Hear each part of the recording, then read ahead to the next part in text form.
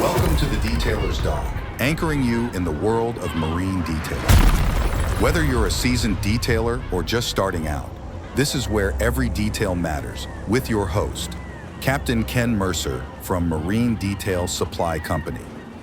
All right, so welcome to another episode of the Detailer's Dock. I've got Conrad Peterson with me here today in your business, nautical boat detailing? Right? Yeah, something like that. Something like that. And the reason why I wanted to bring you on is in the marine space, at least the detailing space, I think you really, your biggest part of your business is super yachts versus, right, like little center console. So you're doing these really big boats. Yeah, right? but not by high volume in its sense. It's more so I pick and choose my clients. Well, I mean, it would be kind of tough to be high volume on vessels the size of how big? 120 to 160 foot. And generally that's the average. So what's the biggest one you've done so far? 276, and that was Sienna.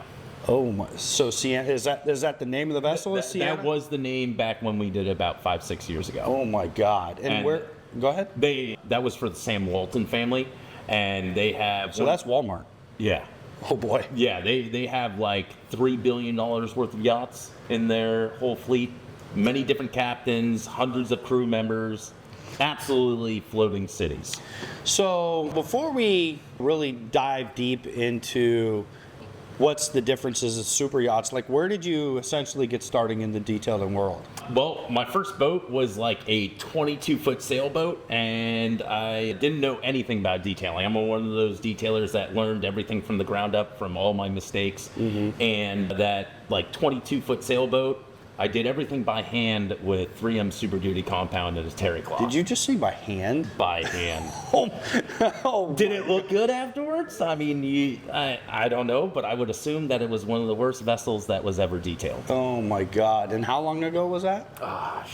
Pushing 13 years now. 13 years. So essentially started 13 years ago into now what you've made it into a career. When did you start transitioning into larger vessels? I don't think you went from that 22 foot, right? 22 yeah. foot to 100 footer. So how did that transition happen? I started upscaling pretty fast. So I started off in that 22-foot range, learned that I hated sailboats just because all the little fine touches that I have to do around the hardware. And then I scaled up to about a 30-footer. Then after that, scaled up to a 60-footer.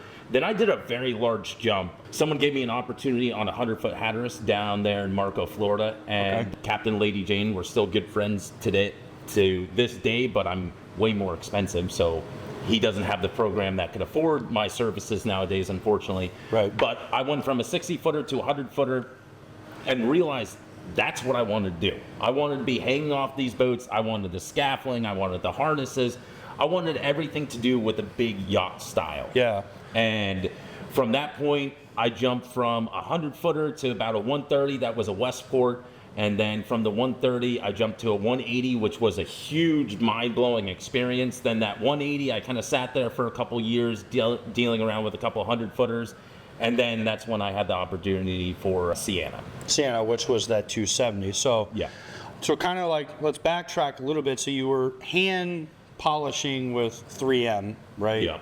How long were you doing that process? Hopefully you figured it out a lot quicker. So I was broke back then. I started off with absolutely nothing to my name or business-wise, cash-wise, to build up a business. And once I got that first job down, I believe I made like $230 off that detail. Okay. I went out and bought a Harbor Freight polisher. And so right after that one, you reinvested into your business to move into, I'm assuming, a rotary machine. Yeah. Okay. So just one of those Chicago, I believe that was the. Oh wow, that's not even the good one from Harbor Freight. No. These things used to catch fire on us. So I would have like 4 or 5 in stock, and I had a safety protocol with my guys of saying, hey, if this thing's smoking, unplug it, dip it in the water, grab a new one. So you already scaled to have a team that quick? It was really hard in the beginning because as you're learning price structure and everything from just the ground up of not knowing anything about business, of how to operate it, it was a lot of trial and error. I made a lot of mistakes from the very beginning, and Let's talk about those mistakes. So first off, compounding by hand with a Super Duty cut compound. what do you mean? Everybody does that. No, I mean, maybe it's Don't good do around that. the instruments and whatnot on the helm station, but otherwise that wasn't getting the results that I wanted because I Yeah. saw other people out there that were producing great results. I mean, they weren't the best, but at the time, like I was looking up to those individuals. Sure. And I fell along a really great product along the way. And I mean, that product is now stark after all the hearsay with the beginning of it. And it really excelled me to that next level. I was able to produce finishes that people in the marine industry, they were still using Super Duty compound with like heavy oxidation. So they were getting that like nice oil slick sheen, but Yeah. it was only lasting 3 weeks. I was able to provide something that was just around the same price point as everybody else, but their boats lasted 6, 7, 8 months before they returned to that oxidation point. But my main thing was getting into commercial accounts. That's what really helped me learn how to manage a crew of being proficient with pricing. Okay, so you start moving into the rotary phase, right? And this generally was more towards the smaller center consoles, right? Yes. Agreed? Okay. Yeah. So from there, you said you made multiple mistakes along the way that you learned from. absolutely. So obviously, I couldn't agree more of trying to compound a boat by hand. That would probably be an ultimate nightmare. And I'm assuming you were probably sanding by hand when you started sanding then Absolutely. too, right? Yep. So what would you say besides those two items that looking back was like, oh my God, like eye-opening to you? Figuring out what an aluminum oxide non-grit compound is. Okay. Once I learned the basic chemical structure of the chemicals that I was using, I was able to really press them beyond their capabilities of producing really high gloss shines. And I Yeah. believe that's what separated me from the rest of the bunch out there. And then from there, learning just common business practices of how to operate a business, how to motivate your guys working underneath you, and also keeping a good flow of customers coming in, because that's a lot of businesses' issues nowadays. Is they have a really good season, then they're really slow and they're not able to maintain the same guys that they trained Yeah. through the season with.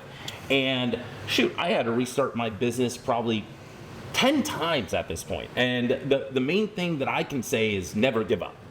Okay, so let's talk about how you were able to scale it. By when did it was time for you to start adding employees, and then when you did, right, how did you go about getting that help from there? So like obviously you have to have quality I mean, did you do it from the ground up? Did they have experience? It was from the ground up. So Talk to me about so it. Like when did you realize that, hey, I can no longer hand buff boats by myself? That was a joke. Where you needed to add members to scale your business? Because I think a lot of detailers out there struggle to scale and hire, right? And then retain. So not only do you have to hire, you got to be able to retain. So if you wouldn't mind kind of like elaborate on like how or what helps you make that decision of going, okay, now it's time to hire, and then how did you go about finding those people? So if you're dependent off your business's income from the very start, which I had a young family and everything at the time, so I was supporting my household. So a lot of my household income was pulling from the business, and if I had the opportunity to utilize all of that capital at once, I would have been able to bring on more quality personnel. So I pretty much started from the very beginning of training people just in the task of how to polish with a rotary, because DA back then, it wasn't a huge thing. No. So- I mean, DAs have really caught on, I would say, more towards the last 10 years. So if you were starting 13 years ago, I mean, you and I are both in the same boat. We're still dealing with that big spinny wool thing. Yeah. So training those individuals with subpar tools and also chemical knowledge at that point was a huge struggle. And what I really got to the point of helping me over that hurdle was separating, okay, I need to make X within my business for my family, and then my employees need to do what they're doing. Yeah. So that's where I started branching off in the commercial aspect of finding lots that I can employ 2 or 3 guys on, and then taking maybe 10% off of that and putting it into the business for it to grow. So buying new machines, shop vacs, stuff like that for just general commercial account usage. And I was separating my finances from the actual company in itself. And anybody starting out, everybody has that main hurdle because everybody has bills. Everybody has to provide a roof over their head. Absolutely. So separating yourself of, okay, here's the work that you're doing one day, and here's the work that your guys are doing. You're going to have to play a hat. Wear a hat of multiple different structures within inside your business of promoting for your business, but also promoting for yourself. And that's where, depending on who you talk to in the industry, they either know me by nautical boat detailing or they know me by Conrad Peterson. Right. A lot of my long-term clients, they don't know my business name really, because they're not really focused on that. I'm the main contact and everything within that sector. Right. So still though, like, what was something that you noticed that it was time to add people, and then how did you find those people? Well, I realized, because I think that's important for people that are listening that are trying to scale. Like you brought up some great points about business and why to do it, but I really want to get in the meat and potatoes of how you got it started with the personnel. Because without personnel, I think you would agree, like, you wouldn't be able to do the jobs that you're doing now. Like, because generally when you're doing those big yachts, how many people do you bring out on average? I have say 120 footer. So that's going to take me 20 to 22 days to do. Right. So with how many people? With about 5. Right. So how do you find those 5 people? So I'm actually quite lucky. I run a yachting group, and what I do is I promote to that yachting group, and I Facebook, right? On Facebook. Facebook, yeah. Okay. So I'll go ahead and find people that have the mentality of being in the yacht environment, because it's not like just some Joe Smo jumping off the street detailing cars. You need to know how to talk to these clients and these captains and first engineers to essentially get yourself in front of them. If you have a unprofessional crew that doesn't know how the yacht standard works, just that first-hand care, you're not going to be successful in the yachting environment. I think I know where you're going with that. Is essentially, it's more than just detailing the boat. Yes. Okay, it's how you carry yourself, right? Yeah. How you talk, if your area that you're detailing is clean and organized. Exactly. Right? Okay. I just wanted to make sure I was on the same page. So I'll go ahead and pick up these yacht crew guys, and I'll figure out what the average salary per day is, because a lot of these are deckhands that are in between yacht jobs that are just looking to pick up some part-time work. So like yachties, the ones that are like traveling with the owners? So not so much traveling with the owners. So in between contracts of these boats, let's say someone's employed on a 120-foot yacht. They'll go ahead and they'll be with that yacht for a season. Maybe they don't like the program or whatnot. Maybe it's a heavy charter use boat, or it's a private use boat, and it sits there in the marina and someone wants to travel a little bit more. So in between those contracts, they're looking for day work. So the boats that are sitting in these big boat yards that are getting bottom paint, the hatches need cleaned out, just general maintenance that needs to be done to these vessels, because they don't have full-time detailers on board. So you would have deckhands in that position, and those deckhands are looking for that in-between work. So that's where I utilize my marketing strategy within the Facebook pages that I run, that I'm able to utilize those crew members. So say you don't have that luxury of running your own Facebook group. What would you do if you could give advice to people that are out there listening that are trying to add people to their business, to scale their business? How would you suggest them to go about doing that? Open up interviews. Start with a really young guy, preferably with just starting out his career, of just whatever they're aspiring to be, and you're just the stepping stone. So the main thing is to organize with your employees, break down, and be educational towards them. Break down how much they actually need to make per month to survive for their family. And as a business owner, it is your job to provide that for them. Now, on top of that, you also have to provide training as well. So you could build certain building blocks to the individual that has no prior detailing experience, especially with our modern day detailing community. Not only do we have excellent products at hand, we also have machines that make our jobs a lot easier nowadays, so it requires less skill. So newbies could essentially come in, you could train them within a day process, and show them what they need to do and stay on top of them and guide them in the meantime. So new guys, you would essentially have to bring in and hold their hand for 6 weeks. That's what I normally know. I mean, I think that would probably stand true with any industry, whether you got a plumbing business out there and you're trying to bring on an apprentice or something like that. So I think I'm hearing you correctly is you would probably rather hire somebody that has a lower level of experience and teach them the way that you want them to do it 100%. versus potentially bringing in a veteran that are kind of set in their ways. Or what are your thoughts on the that? veterans, they're going to be, for a new business, they're going to be, unless you find someone extremely good and they know ins and outs, but you're paying for it. And a lot of new businesses, they can't afford that type because they're focusing on marketing and multiple different aspects of revenue going in all different directions. So starting off with someone that, if it's your first employee, you could show them the building blocks of where they could be at in your company in 5 years if everything goes successfully. So really bringing that team mentality of everything. It honestly depends on the person. If you bring in a veteran, I have seen people that tend to go off on their own way with their detailing method, which is perfectly fine because everybody's body moves differently. Oh, and there's many different ways to skin a cat or however you want to name it. Like at the end of the day, you want to be the most efficient as possible, right? To get that end result. Yes. I think you and I would both agree, like some things that we see out there is efficiency is an issue for some other people, right? And a lot of people. That's why, like you and I, and for any of you that are out there or watching or listening, like I can tell you, if you visit any marine detail supply company, like we're here at the headquarters in Fort Myers, whether you go to our locations in Fort Lauderdale, Charleston, South Carolina, Ohio, Tampa Bay, like if y'all are looking for actual good information when it comes to getting a result, I would tell you to lean on us and those store owners, because we have people like Conrad, like yourself, with years of knowledge that you have failed multiple times, like you've talked about, right? Hundreds. And you have seen the difference on process, product, everything make a difference, right? So I would tell those of you out there listening, even if reach out to Conrad, reach out to any of them, like we'll help you weed out the failures rather quickly. We're usually full of really good information. But with that too, so let's kind of like transition more towards, so we were doing this, you were doing the center consoles, right? Yep.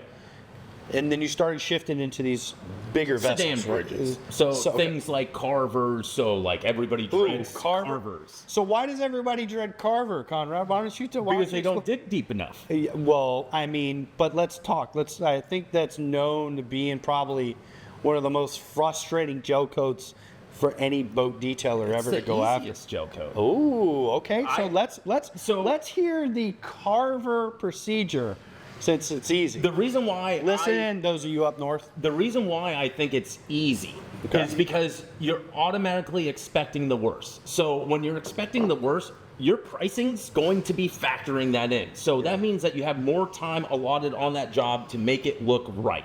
So instead of going through, let's say, Elevate with a white wool, then going through with a DA, depending on what pads you use and stuff, then you seal it up with a polymer sealant. That's not going to cure a heavily oxidized carver from 97.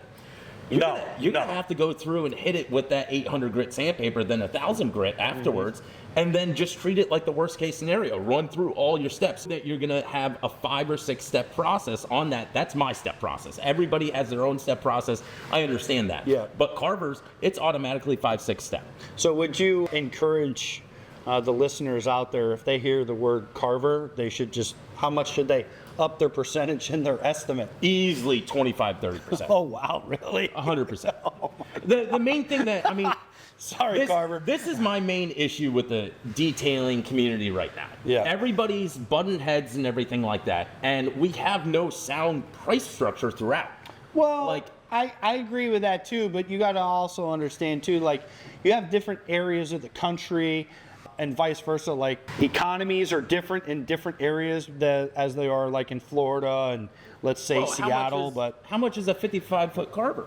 I don't know. You tell me. Probably a lot. Used, you're looking about $200,000. Wow. So average upkeep on that vessel, let's be honest across the board, any vessel that you have, it's going to cost 10% of that value, of the vessel's value, per year. Per year to maintain. Yeah. So say Correctly. Correctly. Correct. And if not, I mean, if you have more budget in your program to maintain that, that's where you go to the customer and you say, what is your budget for the vessel? And you come across an honest way of saying, okay, this is what I can provide for you with my price structure within my company, because not everybody's going to be your cup of tea. Yeah. Those carvers, a lot of those are cheaper end customers that don't want to pay a lot.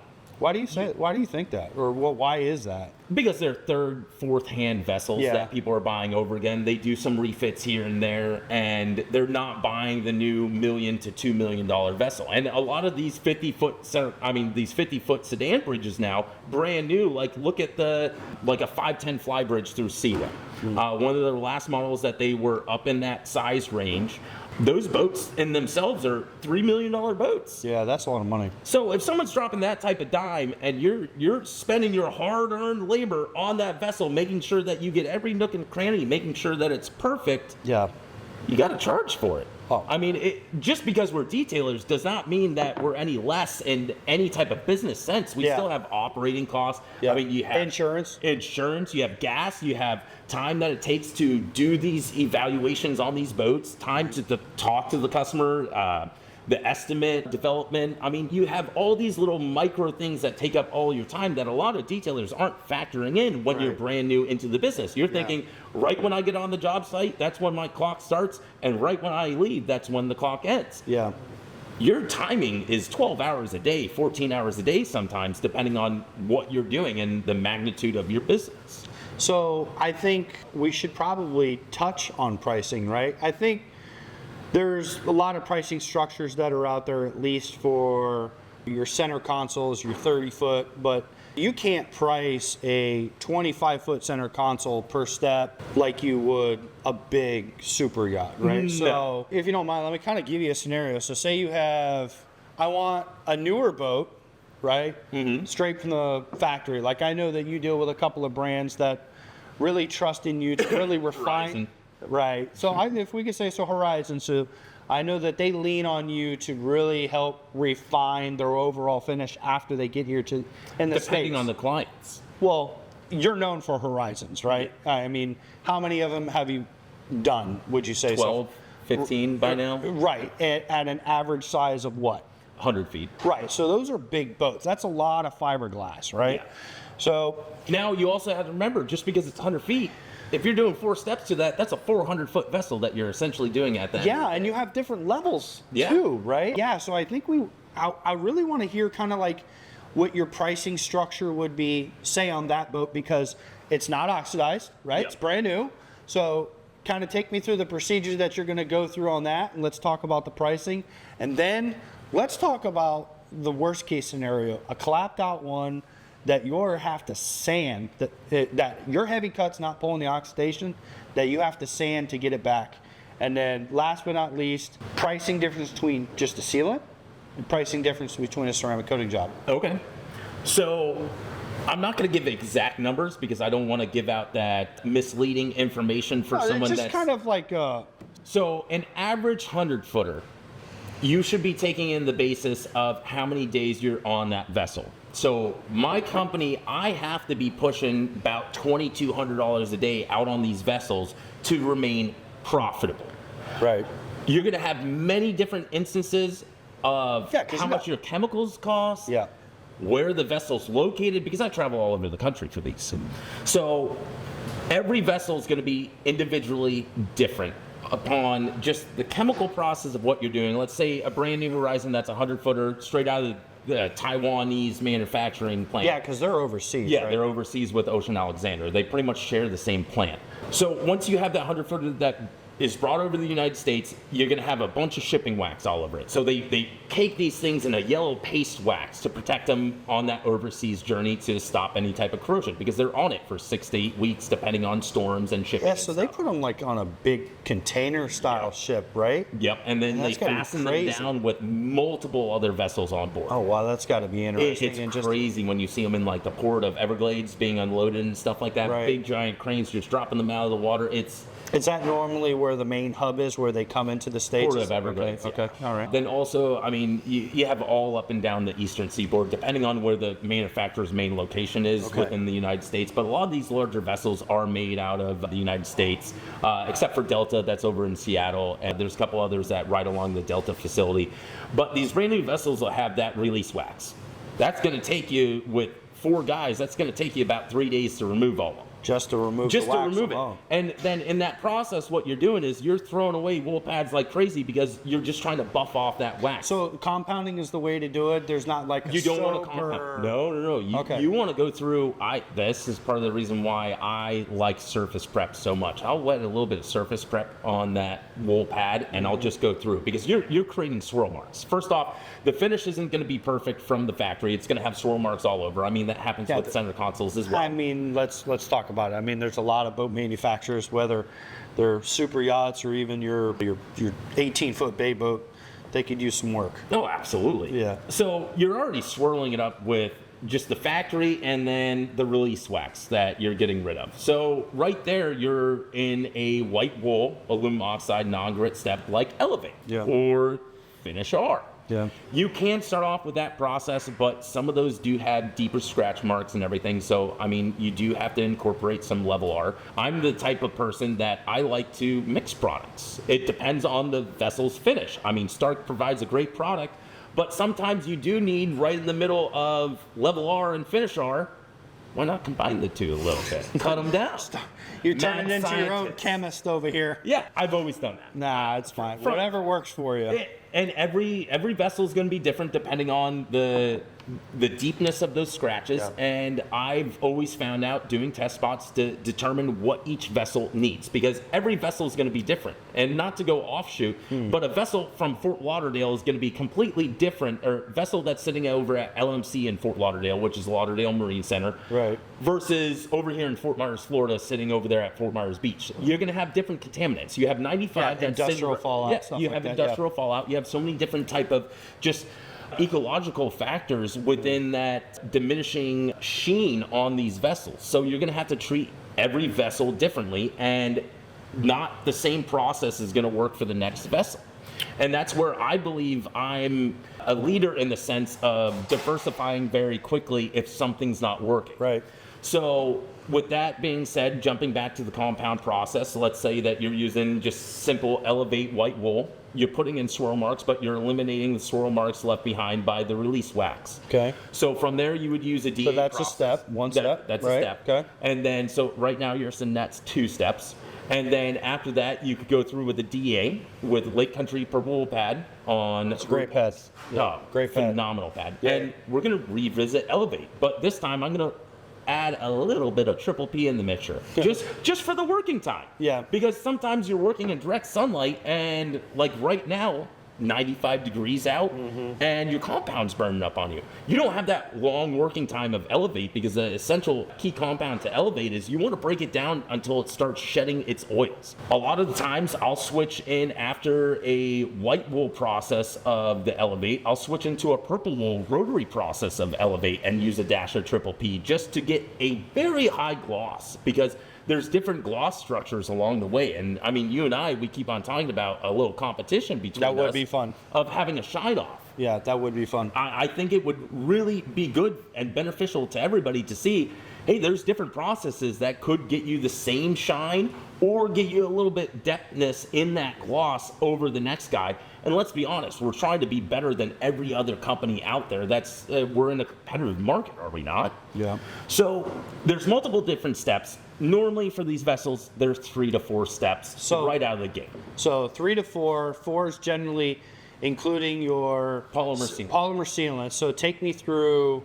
You got a 4-step, 120-footer horizon. What's it going to cost generally? Starting out of the gate, $25,000. $25,000, and it's going to take you how many days? If you have a good crew with you, let's say 4 guys plus the owner himself, so 5 guys total, you're looking about 18 days to make that vessel absolutely perfect. Now, that's not including ceramic. Ceramic is a completely different story. Ceramic, I would ask for time allotted of 25 days. Now, with new vessels, and I see a lot of detailers out there doing this, you are voiding your customer's paint warranty if you're ceramic coating in the first year on these super yachts. You're doing your customer an injustice. So they're voiding They're voiding the paint warranty on these larger vessels. If it's gel coat, it's a different story. It depends. Horizon, if you're a trusted brand and you're costing them a lot of money, because these owners will go back and be like, hey, I don't have a perfect vessel. You're paying for the detail on this vessel. So Right. That's you're a not different really animal. you're not really working with the owner's money in that sense, because they know that they'll get it back at the end of, let's say, the first year of owning that vessel. Right. But a lot of these vessels, let's use Westport, that come in with their all grip finish. If you're doing the same process that I was speaking about, So all grip is a paint, Yes. right? Versus Horizon for the most part is a gel coated boat. Yep. Okay, just to clarify. So with these painted vessels, you're going through with like a DA process to remove these little scuff marks. And these scuff marks aren't going to be as significant as like a gel coat finish, because anybody knows gel coat after it's popped out of mold. Yeah. You gotta do something to refine all the little imperfections and Right. stuff. But with painted vessels, they're pretty much ready to go. But the problem is the gas off. And a lot of these paint manufacturers, they don't want you putting anything on the surface that would clog that paint from gassing itself off over that year process. Essentially, it stops after 45 days. That's what I was going to say. I Yeah. think that year sounds a little bit of a stretch. Here's right? the thing with these large vessels, as they're being made, they're in dry dock. Yeah. So they're sitting up on these studs. And what happens is when that vessel goes from sitting up on those studs and those horses and gets set in the water, the weight displacement is going to be different. So those vessels tend to twist and everything like that. That can make sense. So you get a lot of stress cracks within the first year. If you have a ceramic coating on that and the painters don't know about it, they're going to go back through and just grind it down a little bit down to the filler and rebuild up that paint layer from there. And then you have matching issues on the outside of that. So that's essentially the real Yes. issue, right? So, but I mean, what if that owner divulged to the manufacturer that, hey, this has been coated up?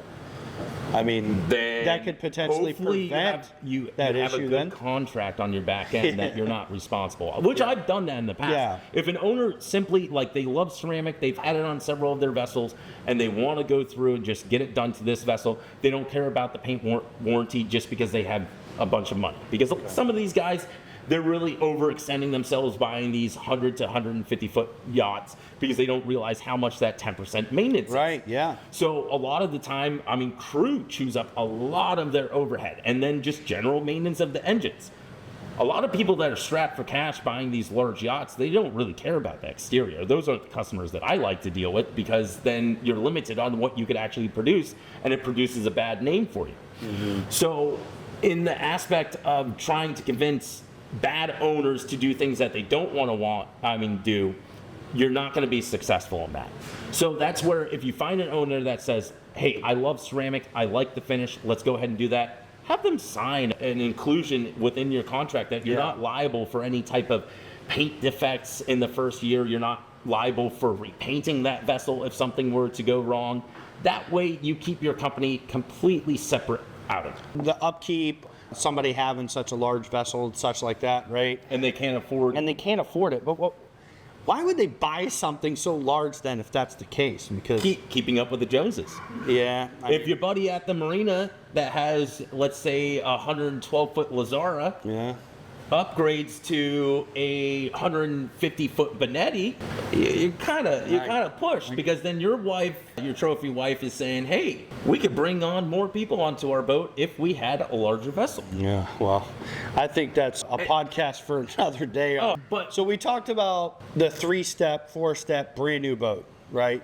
Cost, you said generally $25,000, but obviously it can go way more than that too, right? $25,000 is like the starting base point when you get into these 100-footers, and $25,000 may seem like a lot for a detail, but at the same time, like, that is the lower number that you can get for some of these larger boats.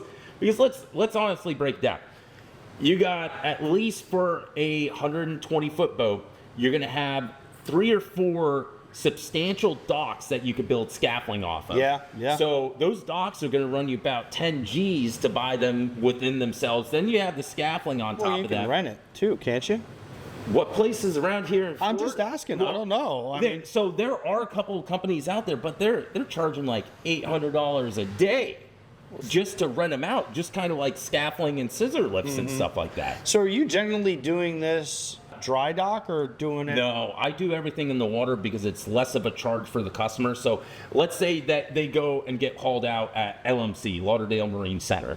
They'll go ahead and haul out a 100-foot boat, and the marina may charge them $450 a day just to keep the boat up on the blocks. So $450 a day to keep it And on the then block? these are just speculative Yeah. numbers and whatnot, But generally speaking, so, but I'm assuming that they'd have to charge to be at dock anyways in the water too. Oh, absolutely. And some of those, I mean, it all depends off the footage and how much space that But you generally, accommodate. you're saying being in the water for them is less expensive. It's which less makes sense. expensive, yes. Right, but I mean, do your services cost more because it's in the water versus on a dry dock?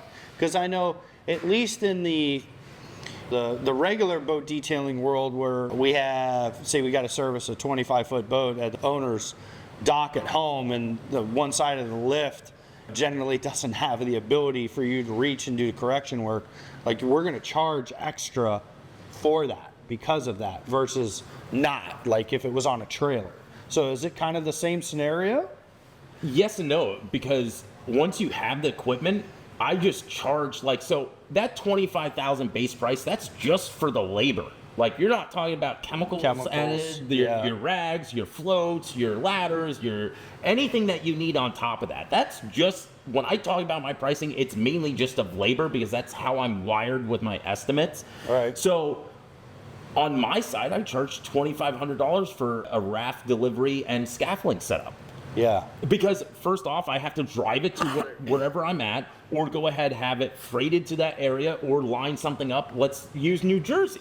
Yeah. That essentially, when I take care of Motor Yacht Freedom up there, I have to rent out a dock and then rent out the scaffolding on top of that, and you have to have that in your added costs, not just your labor costs in itself. Yeah. So you have to be very diversifiable in the stance when you're doing these large boats, because when plan A doesn't work, you got to have plan B, C, D, E, and F in line, because if you fail these captains, you're burned.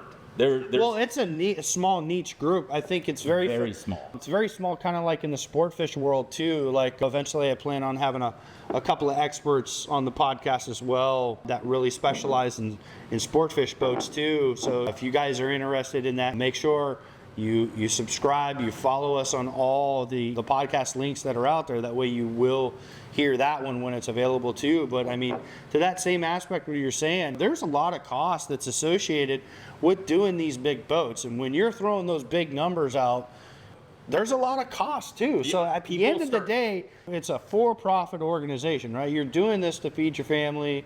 So you have to be profitable. And I think you're really making it put out there of like how much cost it really is to get this set up. So when somebody hears, $45,000 for a detail, well, yeah, it costs you probably how much? You know what I mean? Just to get going. Yeah, and let's say that $45,000 detail, that's depending on how many guys that you have, just off of average for me, when I hear that type of number, that's a 30-day detail for me. That's a month. That's a month. So you need to figure out how many employees you're going to have on that vessel, how much downtime that they actually need to recoup and everything. Room and board a lot of times too, right? So here's the benefit. Oh boy, here we go. I only take on yachts that I can stay on, Ken. So I get first, not to toot my own horn and stuff, when I do travel up to Newport or New Jersey or whatnot for my clients, we're staying on the boats. Yeah. But that's an added cost, because that's where you have to have your trained guys in there on a multi-million-dollar asset, not just like $1 or $2 million. You're talking about $30 million yachts. Or more. Or more. This is not just you walking in your house, dropping down something and saying you're done for the day. So my guys at every turn, when we're staying on these yachts, we're cooking in the kitchens, we're staying in the staterooms, we're doing laundry on the boat and stuff like that. Are you only staying in like crew quarters when you're doing that? Oh, wow. So, man, living a life of luxury. Last opportunity I had, I was living in the owner's suite. Oh, boy. So that was a nice 3-week spread, nice double entry shower, just whole beam of the boat, stateroom. And how big a boat was it? That was a 110. Okay, still a good size. It's still good size. It's crazy when you kind of think about it. At the end of the day. Yeah, but at the same time, you're living where you work, and a lot of people crack underneath that pressure. I mean, so I'm not known for longevity. What would you do? So with that, what would you do if you had a job that you really wanted, but that owner was just against you staying aboard? I would assume that part of your pricing has that in consideration. Where, like, if they're allowing you not to have an extra expense by staying on the vessel, your cost is absolutely. So I give them the option at that point. You could either bring it to my side of the state where I'm at, and I give, let's use this 100-foot vessel that has polyglow all over it. Oh no! And it's bad paint, it's bad polyglow. I'm taking on to prove a statement because this type of magnitude of vessel has never been done with polyglow removal, and I'm talking about crow's feet type paint too. So I'm dealing with multiple different aspects, and this detail alone is north of $45,000. It's going to take me 30 plus days to finish, and I told them I could either stay on the boat, which they live on the boat. That's unfortunate. Okay. So I told them you'll have the hotel costs, which on the back end, if you get good with your credit card points and your hotel points and stuff like that, you can make a lot. You're charging them per night for that hotel of however many rooms that you need for your guys for the team. Yeah. So let's say that you're with Hilton, and you go ahead and you start racking up your points and everything. That's essentially free vacation for your family. Yeah. So you're spreading the money around in that aspect, but you're adding that on top of your labor costs. Yeah. So you're having multiple different segments within your estimates of, okay, this is what it's going to take to actually get to the job. This is what it's going to take to break down and set up the job. This is what it's going to take for the chemical costs. This is what it's going to take for the hotel costs. This is what it's going to take for the food per diem, because you guys have to eat. Yeah. And I've noticed most of these times when you are working on these larger boats, you are paying your guys $250 a day plus the aspect of their room and board and food. So when you're taking guys out of the area to take care of these big boats, you're assuming all responsibility for them. And the only thing that I want my guys to focus on when they're on a job site is the finish inch by inch. Yeah. I don't want them focusing on, oh, well, I got bills that I need to cover. Everybody gets a deposit before they leave. That way they can clear out their balances. That way the home life is stable before you do these 30-day spreads. Smart. Everybody has certain issues. And that's one thing as a business owner that I've learned. The easier that you make your employees' life, the easier your life will be at the end of the day. Yeah. No, so let's touch on something, that hot button that you said, polyglow. Oh, yeah. What's your process? I love it. What's my process? Yeah. Degreaser. So you're covering up every aspect. So the Zep Purple degreaser that I use is, it's... Because I know a lot of people that will only sand it off. See, with that issue with paint, if you don't have the paint there, you're going to have skinny spots. Mm-hmm. Because a lot of time when you're wet sanding, you're not able to see that thin line. Yeah, you don't know when you burn through. Yeah, right. Because it's very similar color between the milky oxidation that you're wet sanding off, versus the polyglow that you're stripping off. So Zep Purple degreaser and a pump sprayer straight is my best friend. You got to cover up all your teak and everything like that to protect. Purple degreaser, or because I know people that say Zep floor stripper. You could use that as well. I like Zep Purple degreaser because I'm going to have to go at this vessel layer by layer just so I'm not affecting the paint, because I don't want this Zep Purple degreaser or floor stripper sitting on this paint for a long time of a stripped area where the polyglow isn't at anymore and cause more crow's footing. So that's the little micro cracks that you see within older gel coats and older paints. Okay. So I don't want to dehydrate that finish out anymore. I want to just scrape away at the surface until I feel comfortable that the rotary step is going to go ahead and remove that polyglow. So Zep Purple degreaser and a nice power washer. Yeah, so I remember you being in the store when you were picking up an order one time talking about utilizing a pressure washer too. So I'm assuming probably more on the higher powered side. So a little electric Ryobi. So really? One of those. So just a little $99 one from Lowe's that gets it Well, done. they're about $112 now. Well, inflation. So yeah. So you have those Ryobi power washers that are 1.2 gallons per minute and 1900 1600 psi.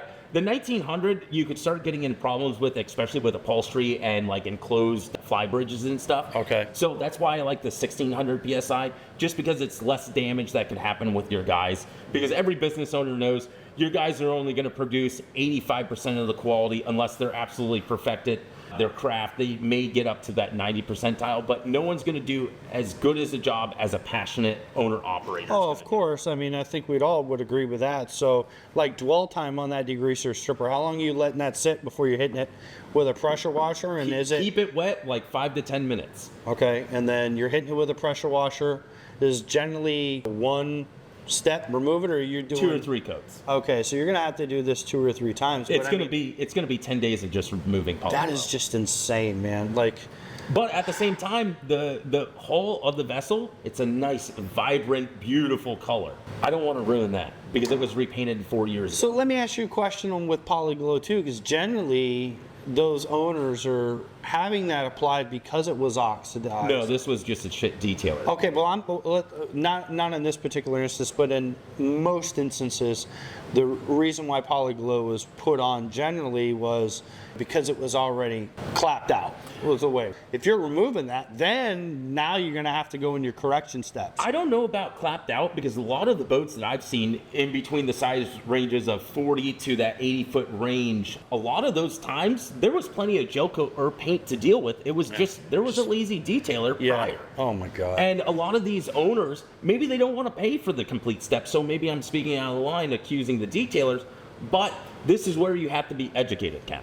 I truly believe that you need to provide a service to your client that you're not just worried about the quick dollar now. Yeah. You want that client for 10 years down the road because that's what gets you through tough economic positions. Yeah, I think I could agree, or at least anybody out there that's applying polyglow on boats, don't expect that customer to call you back.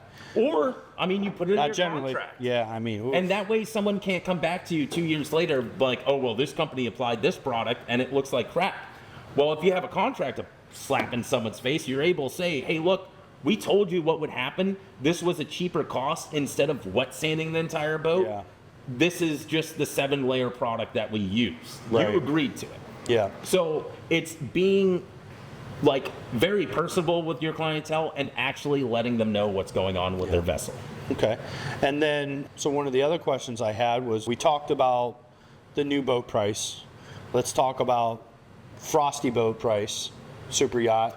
You're doing generally how many steps? So let's say you got to get it out with 800, right? So you're talking about like an 8-stepper. Ooh, right. So 8-stepper, 110 footer. So you're essentially, what is that? That's 880 feet of boat at the end of it? Oh my God. So you're essentially doing miles of refinishing on that vessel. Yeah. That's one way to look. I've never looked at it that way. I mean, you're right. If it's 8 steps, you're going around it. Well, it's actually it'd be more than that. Yeah, because it's double the size. So not only are you worried about just going around that vessel 8 times, but you have the up and down aspect. So you have to calculate how many times you're jumping in and out of that harness because you could only do so much harness work in a day. So I gotta stop you there. Like harness, like you are known for, like those of you in the Facebook world, like. Can we get an image of me hanging upside down? I could probably find one. We'll attach it right here. Dan, that's up to you to get that done. But you are always going Facebook Live in a harness on the side of a super yacht. Yeah. So talk to me about harness work real quick, just briefly, because I know they want to. I'm having a squirrel moment here on the pricing, you're but fine. I mean, we can't leave that out. So that's cool. Harness work is you're the best of the best when you're in the harness. Oh my it God, makes you feel so cool. Because people are walking down below you and everything, and they hear a machine going on, and they look up, and there's this guy dangling from a little Are you line. wearing shoes? No. I'm barefoot 100% of the time because I have little monkey toes that I grab onto like metal stanchions and stuff. So, I mean, essentially, you have to, you're rock climbing. Yeah. You have to tie into hard surfaces. You need to know your lines. You need to know your knots. You need to know what you're actually attaching to that can support your weight because it's life and death. It really is. Not only are you Have you ever had a scare? Yes. So the senders that I use, they're Repulsal. I forget the manufacturer, so I apologize on that. Starts with an R. So the descenders, it has an auto brake. And if you're distracted holding a buffer in one hand, which I don't do it anymore, and I'm the only one that works up in these harnesses because Yeah, I've noticed that. workman's comp is so much money. And I'm not going to put someone else's life in that position where they could screw up, because a lot of detailers, they barely have the polishing aspect down. Yeah. So when you throw in a mixture of 10 more steps of your life depending on what you're attached to, it's too much for a lot of people. And I enjoy it. Yeah. Like a lot. So as you're dangling, you have a descender. And to release that descender, you pull down, and it's all about tension. Well, sometimes when you release it too fast, you drop about a foot. No boy. That'll brown your shorts very fast. Because when you drop a foot and you're 45 feet up and you have multiple bottles of compound, you have pads hanging off of you, you got 2 machines, you got an extension cord coming up and everything, which I'm old school. I don't like to use the battery machines and stuff like that. So all 110 volt. So you're dangling there, you drop a foot. I dropped a buffer and it swung into a $10,000 window. Oh. Yep. Yeah. So I mean, because I Thank God for insurance. Yeah, thank God. No, actually, for that, Was that self-insured? I paid out of the pocket for that because I've never claimed an insurance policy within the 13 years that I've been going at this. Well, knock on wood, or teak, or It's the cost of doing business. Right. So that insurance is there in my case if I burn down a boat. Well, I think you would have rather dropped the machine through the window than you drop. Yeah, to a extent, but I should have known because I purely trust my equipment that I wasn't going anywhere. Right. Because those auto descenders, once you engage that and you release too fast, it automatically doesn't auto brake. It just takes a little bit of friction to engage that. So you do drop a little bit. Depending on your weight and how you're hanging and how much stress, is it a vertical stress or is it a slanted stress on that descender? It takes a little bit to grab the meat of the rope for it to stop. So if you had to tell somebody that was looking into getting into a harness, right? Is there a particular style that you prefer over Full harness. a full harness? That's what the insurance, because I insure myself, AFLAC, all that fun stuff, and they ask what your profession is, and you have to give them verbatim the details that you do on a daily basis, because you want yourself to be covered and your family just in case something happens. I mean, if something happens to me, then I know my family's well taken care of if I'm a vegetable and I can't detail anymore. Right. So there are specific things that you can do. I never trust the track system on these boats. I've seen way too many screws pull out along the length of... And track system is generally something that's already on the boat, kind of meant for this kind of work, well, right? Those track systems are meant for fenders. So Fenders, on okay. these larger size yachts, you don't have all these metal stanchions to tie your fenders into. And let's be honest, these fenders for these super yachts are the size of this Yeah, bench they here. get big. They get quite large. And they weigh up to like 80 pounds sometimes. Oh my God. So they have to support some type of weight. A lot of captains, they don't check their systems very often because it's only the deckhands. And the deckhands, a lot of times they haven't been in the industry long enough to really tell, okay, this bolt is really corroded, and there's only 4 or 5 bolts in this track system.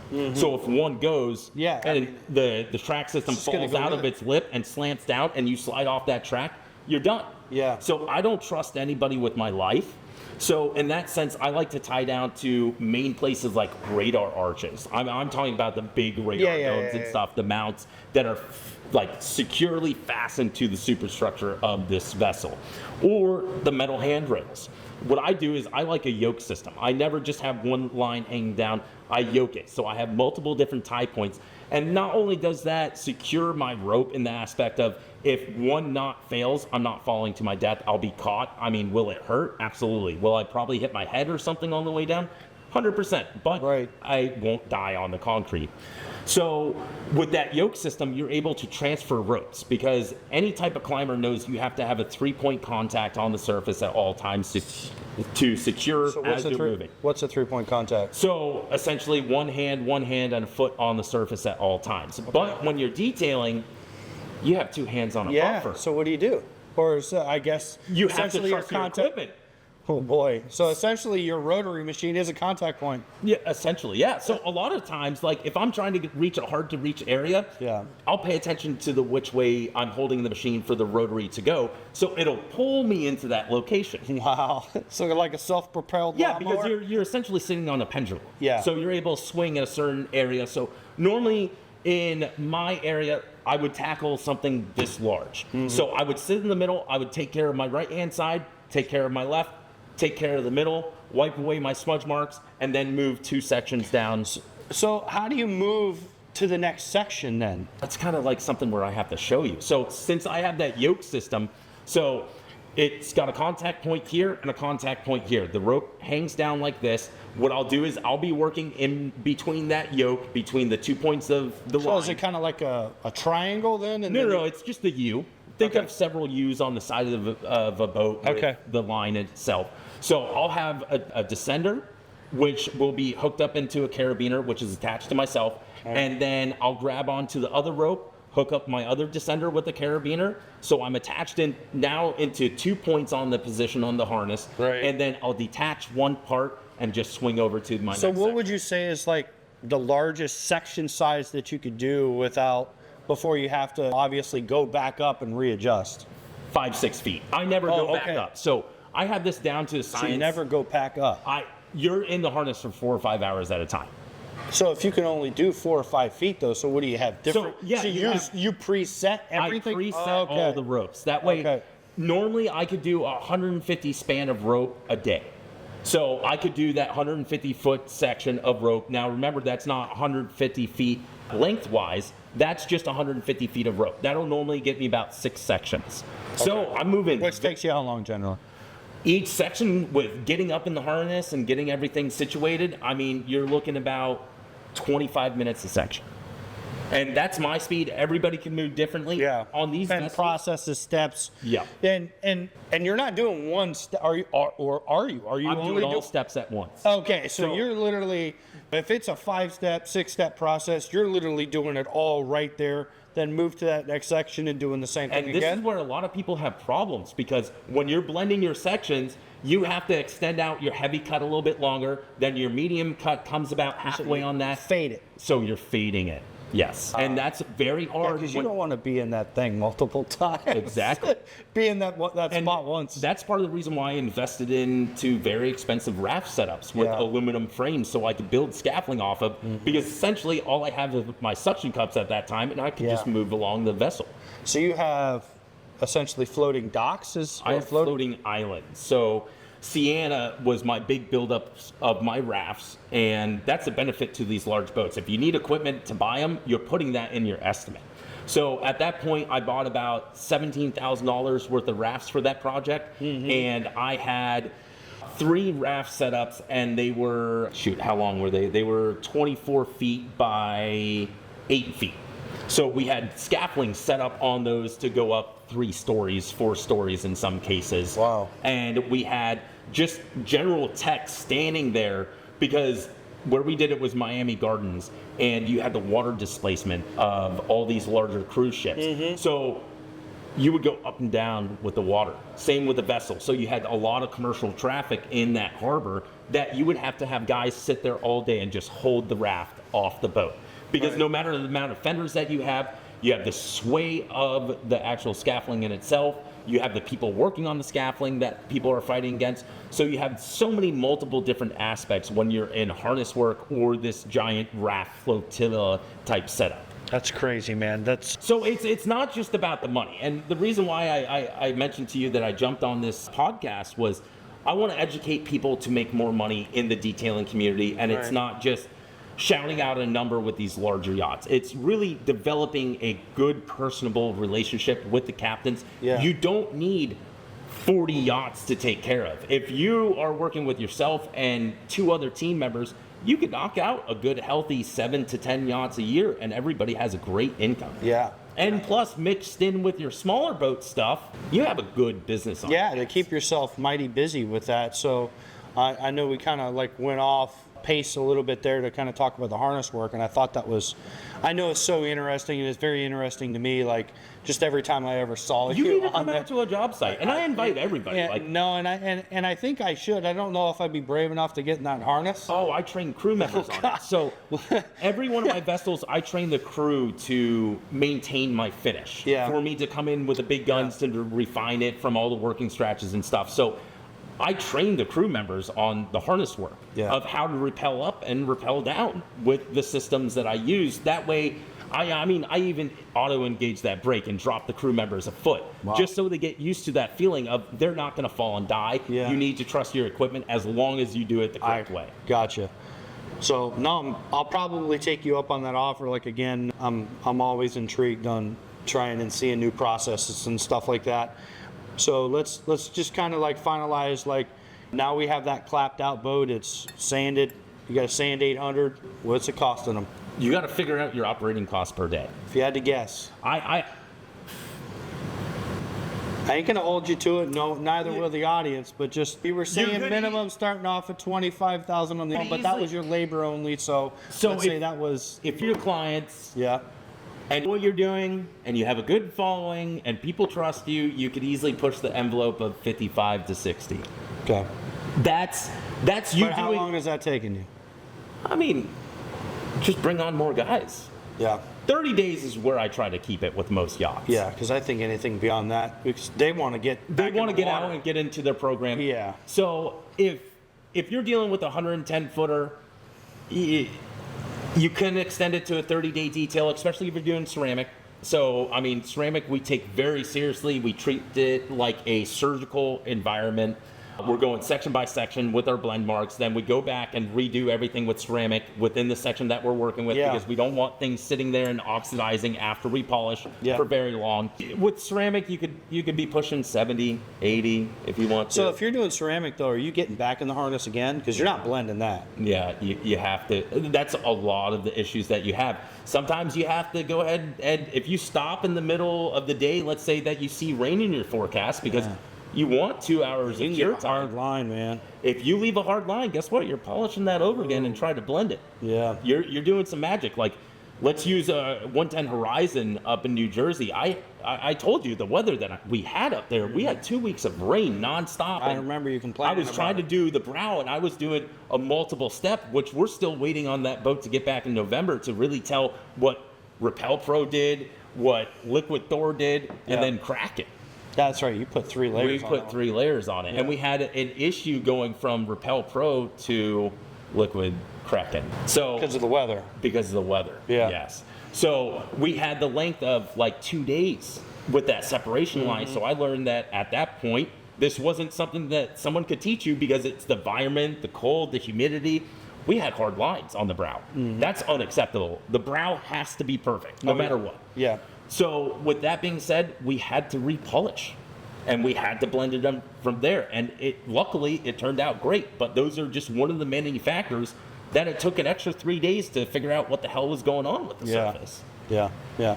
So with that, you've kind of talked about pricing, you've talked about harness work, you've talked about scaling your business and why you would scale your business. So what would you say to those detailers that are out there that are interested in potentially getting into super yachts or dealing with those bigger vessels? I mean, are you open to having them reach out to you and be like, hey, I want to be a part of a crew, maybe on one time that you do a job in the future? Do that. So I'll train You just people. said doo-doo, by the way. Yeah, sorry. Yeah. I'll go ahead and train individuals if they want to trade their labor. So I don't necessarily charge people for it. It's just if you want to jump on the crew, if you can make it with me, I'm very crucial when I'm on the job site. Well, and I think you kind of touched base on that earlier in the show. Like dealing with these type of clients is not your 25-foot contender owner. No, You know what I mean? it's a total different animal. It's a total different animal, and they need to have that mindset going into that, even to set foot in this game. And not even being the business lead of the job, essentially even just being that guy or gal that's running that buffer. They have to have a different mindset, period, to be around those type of people. Because I mean, like you said before, I mean, $30 million or more. That's definitely a big investment. That's a lot of money. It's a lot of fiberglass. Well, Sienna was pushing upwards of 200+ million. Well, that's the 270 footer, right? Yeah. Jesus Christ. So when you're dealing with that type of money, like your attributes have to come across differently. So if you have, what advice, if they can't get you, what advice would you give to somebody that wants to step in that game, going from regular center consoles or your pontoon boats, your bay boats? Aim for larger and larger yachts. Go by a 15-foot interval. As in, say that you're used to 30 footers. I like that. Jump up to your sand bridges, as in like your 510 flies or your 31 or 42 meridians or your carvers. Slowly step up. Skip your carvers. Give those to somebody else. Do the carvers. You can make a lot of money at it. Just building blocks. It's baby steps. Because when I did my large jumps, which 50 feet when you're dealing with a 120 footer versus a 170, you're looking at a total different animal. Oh yeah, because you're different levels like we talked about before. It's not just different levels. The beam of the boat just it adds on 20 feet onto the beam in that case in some instances.